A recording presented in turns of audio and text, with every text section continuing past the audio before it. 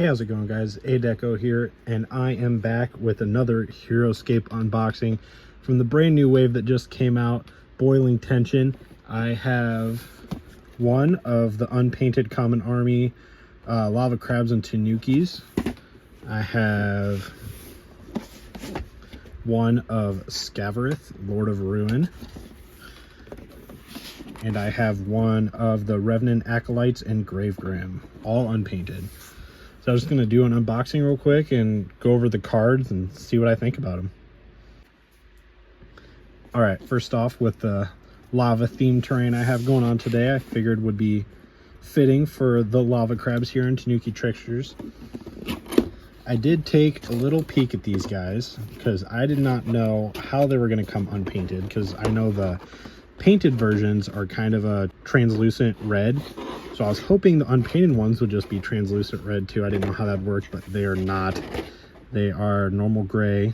I was kind of hoping they'd be translucent, but at the same time, I guess it kind of gives you a little more opportunity to have customization here. And then you got the Tanuki Tricksters, the current 2025 World Championship Team Tanuki Tricksters. So I'm excited to get those. It comes with some lava terrain for the lava crab's abilities. All right, got them all out of the box here.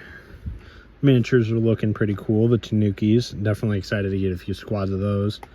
And the lava crabs, I think, are going to be fun and interesting to use. One thing I did notice, I have this lava crab here. Its base is very warped. So when I set it down, it's like leaning forward, as you can see. It should be sitting about like that, and yeah, that thing just wobbles. Man, that's pretty bad. Otherwise, all the other ones seem to be pretty flat and even. Pretty cool looking miniatures. Let's take a look at the cards. All right, first up here we have the Tanuki Tricksters. 1 life squad, which is good. We don't need 2 life common squads. 6 move, 4 range, which is cool. Pretty fast and have good range of attack with having 6 move, 4 range there. 3 attack and 4 defense, so just really solid stat block there for 45 points. Honestly, that's not bad at all, being a common squad. It is only 2 figures, so that kind of knocks it a little bit, understanding why it's 45 points, but these guys are still amazing. First ability, we got Nagewaza 9. Don't know if I pronounced that right. But before attacking with a Tanuki Trickster, you may choose an adjacent enemy, small or medium figure, and roll a 20-sided die. If you roll a 9 or higher, you may move the chosen figure 1 space, aka you're basically pushing them space away from you. Tanuki Tricksters never make leaving engagement attacks against figures moved by Nagewaza. So it's basically a good way to run up to an enemy, knock them off height, knock them into lava if that is on your map. But just a very effective tool ability there to kind of help push guys around to where you want them. And then you have Tanuki Aruki. After revealing an order marker on this army card and taking a turn with the Tanuki Tricksters, you may move up to 2 small or medium Void or Ninja figures you control that did not move this turn up to 3 spaces. So I feel like the most common use for that ability is if you're running multiple squads of Tanuki Tricksters. After you take a turn with them, you can move 2 more 3 spaces. So getting them all up moving gives you more options on which ones you want to use for the next turn. So that definitely makes them a lot more useful, considering they're only 2 figures. And then you got Phantom Walk at the bottom here. Tanuki Tricksters can move through all figures and are never attacked when leaving an engagement. So just adds on to their great maneuverability there. So very excited to get to use the Tanuki Tricksters, and very excited to get a few squads of these. I'm hoping to get probably at least 4. But yeah, that's the Tanuki Tricksters. And then we have the Molten Crustaceans. We got 1 life, 5 move, 1 range, 3 attack, 3 defense. That is literally what I would call the just most basic but solid stat block you can have for a normal non-range figure. 3 figures on it for 45 points. Seems pretty solid. Stat block to figure to point ratio seems pretty good. We have Volcanic Carapace. Begin the game with 3 1-hex lava field tiles and 1 1-hex molten lava tile, which comes with the figure pack. For every squad of molten crustaceans in your army, so the more squad you have, the more lava you'll have. After a molten crustacean you control is destroyed by a normal attack or leaving engagement attack, You can roll a 20-sided die and place one of the tiles onto the space the figure occupied if the tile fits normally onto that space. If you roll a 19 or higher, place a molten lava tile, if able to, because you'll only have one per squad. I guess if you have multiple squads, you'll have a few of them you'll get to use, if I'm reading that right. Yeah, so my understanding of this, it seems like if you're running 3 squads of them, you're going to have 3 molten lava tiles, so you'll get to use up all 3 of those before having to move on. But then after you run out of those, or don't roll a 19 or higher, you place a normal lava field tile. And then they are lava resistant, so they're not affected by a lava field or molten lava spaces and do not have to stop their movement in molten lava, so that just helps them out when running around on lava fields and with what they do, which is drop lava. Then they have climb ×2, which is helpful since they're a small 3, so that kind of just gets rid of their non-ability to move around certain maps. But yeah, molten crustaceans seem to be an interesting army. I don't know if they're going to be super good. They don't really work with anything. They're just kind of on their own. But it seems like they'd be a fun squad to kind of mess around with. But yeah, that's the molten crustaceans. All right, next up here, we are going to do the Revenant Acolytes and Grave Grim. Another common squad that I'm super excited about. I actually think these guys are going to be pretty good, so I'll be excited to get a few squads of these guys too. All right, here they are, and I did take a quick sneak peek at them too before starting this, and I will say the miniatures are actually quite a bit bigger than I was expecting. I mean, you look at it next to a Tanuki Trickster right here, it's pretty dang big. All the little acolytes here, even Grave Grim too, he's pretty dang big. All right, here we got the figures out of the packaging now. Really cool looking. No problem with any of these bases. These ones all sit flat, so very cool. I'm really excited. I've gotten into painting, so I'll be excited to kind of paint through all these guys. Very cool looking. See what I'll be able to do. I like to customize them a little bit. I go a little off course for what their normal colors are, kind of be a little creative, so that's always fun. All right, looking at the cards here. First, we got the Revenant Acolytes.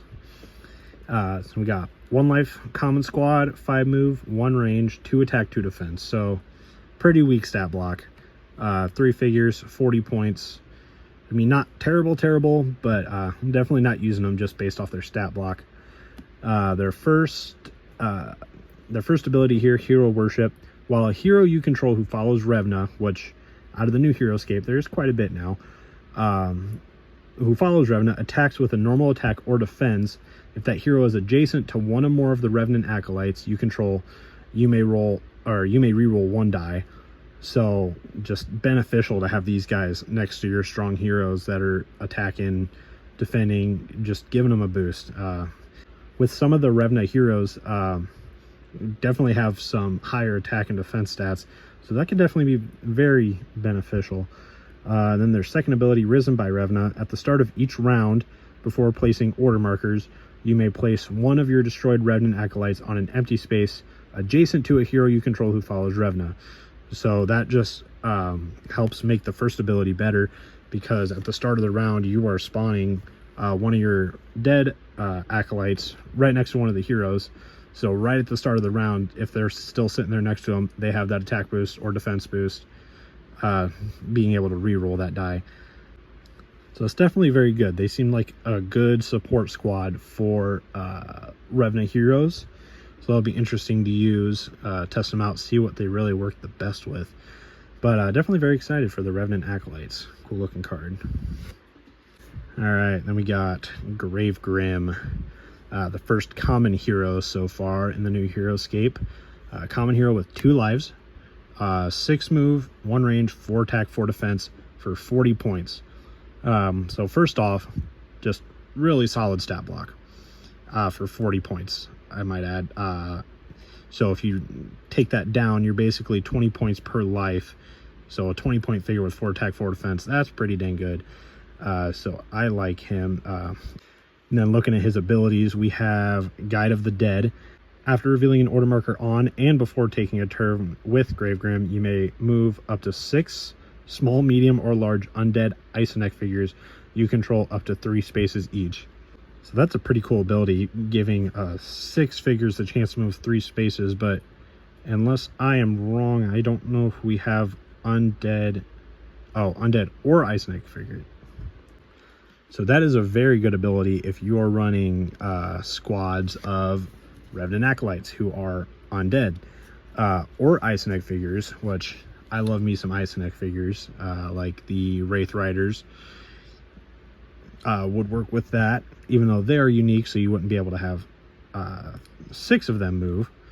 But if you were running them and Acolytes, you can move, you know, just 6 figures, so that's definitely very useful. Then we have Harrowing Presence.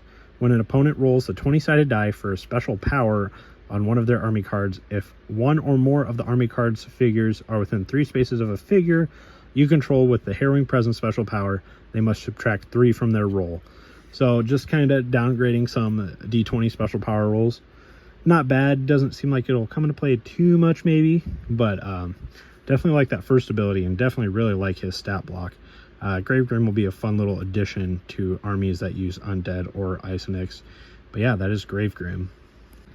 All right, last but not least, the one I'm most excited for, we have Scavareth, Lord of Ruin, the newest addition to the Icenix army, which I will say from the new Heroscape so far, I think I have probably gotten the closest bond with the Icenix figures. I really like playing Iron Lynch, Wraith Riders, and the Hellforge Manticore. I've been using them quite a bit, and they are a lot of fun to play. And now they have a new guy to work with, Scavareth, a huge 2-hex snake robot figure. All right, here's the Scavareth figure. Very cool looking.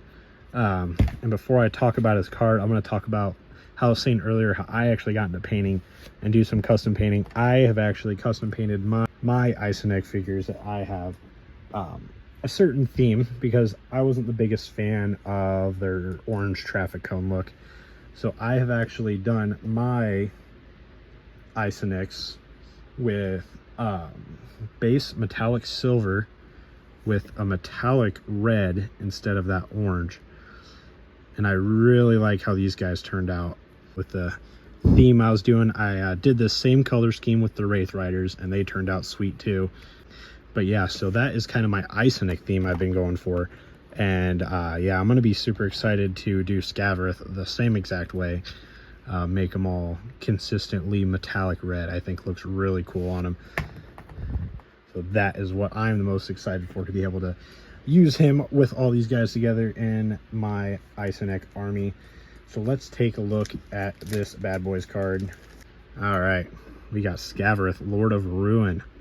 7 lives, huge life. 5 move, 1 range, 5 attack, 4 defense. Really good stat block. I mean, just not even counting the life there. 5 attack, 4 defense. That's really good. 185 points. That is a beefy point total. But I mean, you look at that stat block, and that's most of the reason why. Very powerful card. A lot of life and not really a weak defense. I mean, you've seen some like Adelburn have 8 lives, but he only has 3 defense. So he is nice and beefy with that lives, but you'll see when you play him sometimes, it seems like he might burn through those lives pretty quick with only having that 3 defense. So 4 defense for 7 lives, I feel like just makes that stat block better. 185 points. And let's look at the abilities here. You have the double burst special attack with range 4 and attack 3. So giving him some range with those big guns on his arms. When Scavareth, Lord of Ruin, attacks with a double burst special attack, he may attack 1 additional time, targeting the same or different figures with each attack. So gives him the ability to go for basically whoever he wants within 4 range. Can be the same figure, can be different figures. Range 4, attack 3. Just gives him a little bit more usability besides just his base 5 attack. I thought it was kind of weird how he kind of just has base 1 attack, because I mean, he literally has 2 guns on his arms. I don't know how else you'd just be attacking unless he's like headbutting people, if that's what that 5 attack is for. But cool that he has the option to have that higher attack adjacent or the double range attack. And then you have Battle Surge. After taking a turn with Scavareth, you may reveal an X order marker on this army card to take 1 additional turn with Scavareth. So anytime during the round after you take a turn with him, if you have that X order marker on him too, which I wouldn't see why you wouldn't, You reveal that, and you can take a turn with him. You can't use double burst special attack during that additional turn. And if he does not attack a figure during its additional turn, he suffers a wound. I mean, I don't see how you wouldn't attack a figure with that additional turn. Even though you can't use a special attack, so you do have to be within 5 spaces to attack another one. But I mean, if you attack someone with range 4 in the first place, you can probably get to him within 5. So getting able to take a double turn with him once per round, and also having a ranged double attack, makes him very versatile, very beefy stat block, and I'm super excited to try out Scavarith, the Lord of Ruin. All right, guys, that is all I got for the opening today. Thank you guys if you watched this far. I was super excited to get these figures in. Just got them yesterday. Really excited to open them, take a look at them, get painting them and trying them out. Yeah, Renegade's really going for my wallet now, starting to drop these common squads, because I'm going to want probably 3 of these guys and probably 4 of them. So I definitely still got some buying to do from this set. And then come the next one's just full of common squads too. So they're really starting to get me. And with me, I am one of those people that have to have at least one of everything. So I will be buying.